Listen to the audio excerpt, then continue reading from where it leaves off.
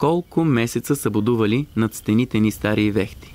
Колко пъти прегръдките им са топлили думи прошепнати, юнашки, момински, лудешки. Колко пъти сънливи пътеки са хващали, очи мъжки пълни с желание и плам, колко пъти момински песни са ги прилъгвали и с целувка на клепките са потъвали в нощния храм. Колко пъти чужди ръце са постъквали нощния огън на хладната одея, колко пъти вода морно са искали устните, дето по вятъра викат на кон с калпак на глава.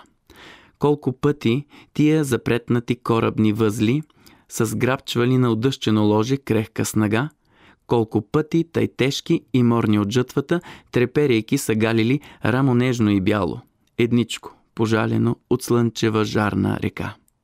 Колко пъти в разсънищата на другите вълнували са се две млади сърца и колко пъти скрити от погледите им са жадували да се уловят, неотричани на мегданската върволица сред празнична веселба.